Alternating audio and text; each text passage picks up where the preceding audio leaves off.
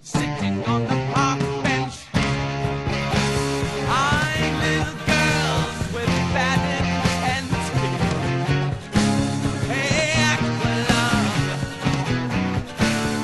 drying in the cold sun, watching as the pretty Peggy. For the fourth time, Mega Man has ended Dr. Wily's attempt at world conquest, even after recently throwing in a diversion in the form of a hostage Dr. Cossack.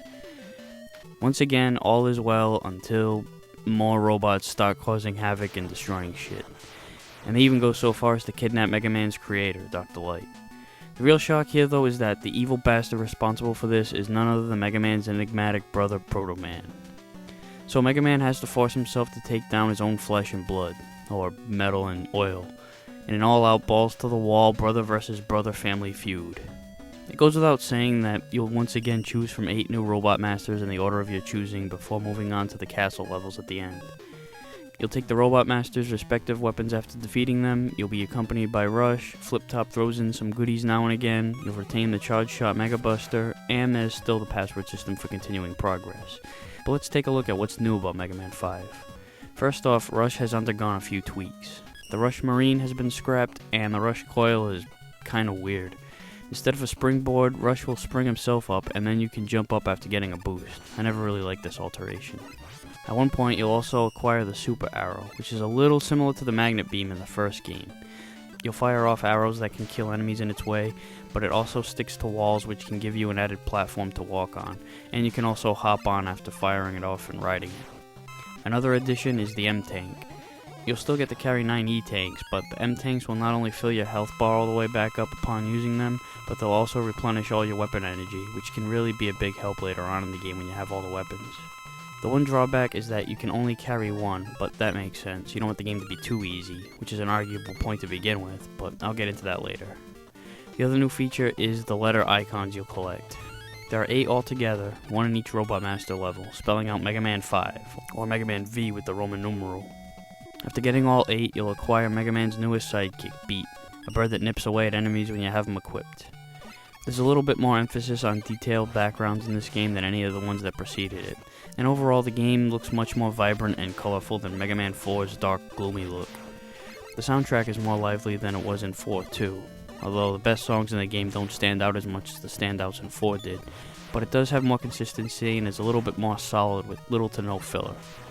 Unfortunately, the castle only has one song for all 4 levels, rather than the traditional 2 levels back-to-back containing the same song before moving on to another one. Overall, the game is much easier than 4, the Robot Masters especially not putting up much resistance, as I actually beat all of them with the Mega Buster before I discovered any of their weaknesses. So you really can start from any Robot Master you want and follow the weakness loop, since most of them are real easy to beat with the Mega Buster, but I'll still take you through a recommended walkthrough. The first level I'm going to suggest is one of my favorite Mega Man stages of all time, Gravity Man.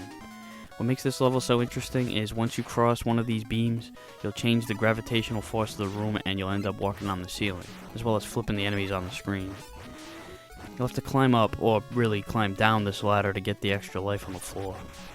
You could stand on your head to make this easier, but you'll just get dizzy with all the flip-flopping. Plus that would defeat the purpose, wouldn't it? This large motherfucker is called a Guardian. He won't cross this low ceiling, so stay under it and blast away at it. Then you'll want to grab the M icon, but it's right at the border of this gravity barrier. You don't want to jump over it, because the gravity shift will keep you under it and cause you to miss. So what you want to do is make a relatively low jump so you'll stay at level with it and grab it on the way down. After fighting these little saucer guys, get ready to shift to the right so you don't fall up into the spikes, and Gravity Man awaits soon after. You'll start on the ceiling and he'll start on the floor, and you'll both continuously switch places but never on the same level. He'll attack you with plasma shots as well as damage you from making contact, so you want to constantly stay away from him vertically while charging up the Mega Buster, firing in his direction whenever you cross paths. After finishing him off, you'll get the gravity hold, which will cause enemies to freeze and then fall off the screen upwards. It works great when you're surrounded, however it doesn't work on all enemies, in which case it does nothing. Next opponent of choice is Gyro Man. After taking an unnecessary ride up an elevator at the beginning, the level starts up. These little platforms will take you on a spinning ride that doesn't allow you to shoot while you're on it unless you jump off at will. So be sure to take out the nearby enemies before hopping aboard. Gravity hold works well against some of these annoyances. This mother chicken will let its children out infinitely while sitting on her lazy ass. A Mega Buster shot to the head will keep these little fuckers away, but if you want some power-ups, get yourself a safe spot and just keep shooting them. Later on, you'll come across a long platform that falls apart piece by piece as you step on each one after a short delay. Meanwhile, these robots fly overhead and drop down on you from above, so you have to avoid them in the process, sliding being the best tactic. About halfway across is the A icon located underneath the platform. The only way to get it is to stand still and let yourself fall, but jumping just after getting the icon, all the while making sure that none of these assholes get in your way. The best thing to do is hop around, only letting yourself stay on a given platform for a microsecond so you don't cause it to collapse, buying yourself some time to clear the area. Right after this is another funky obstacle. Several ceilings of spikes that come down and somehow disappear into the floor.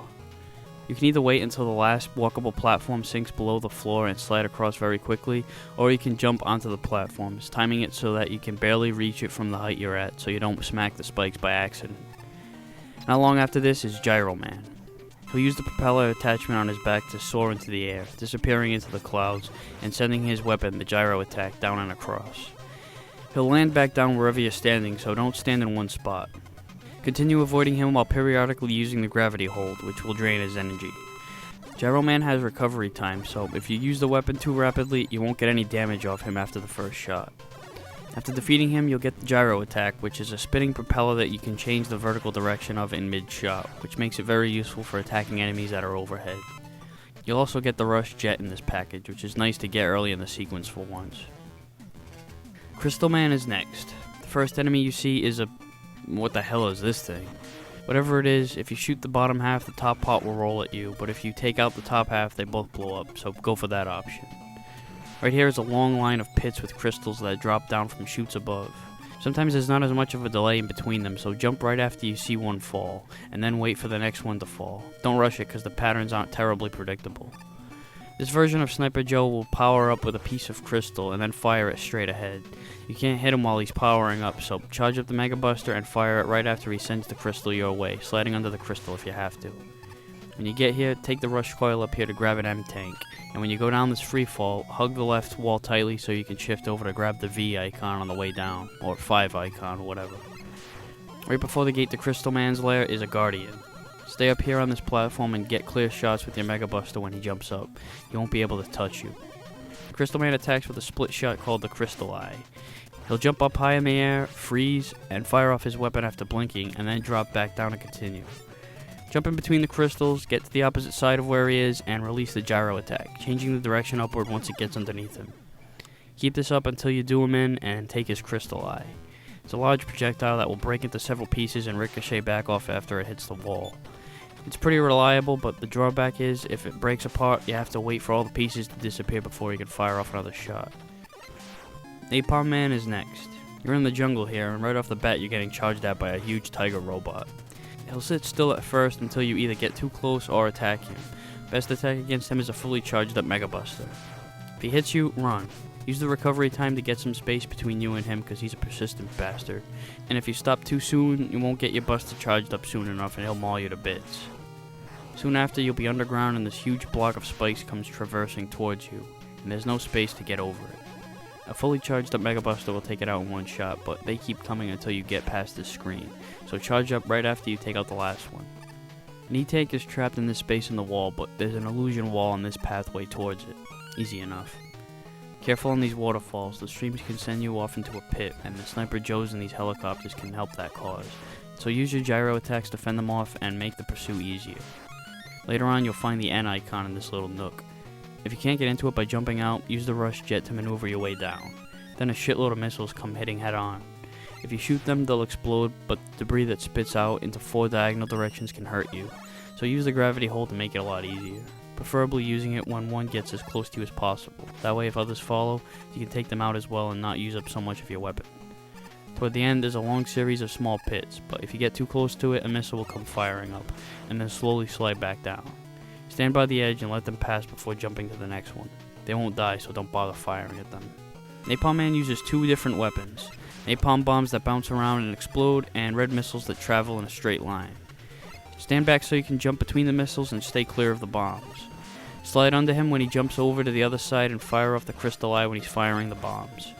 When you kill him, you get the Napalm Bomb, which is mediocre in explosiveness, and it doesn't get a whole lot of range as it just rolls along the floor a little bit.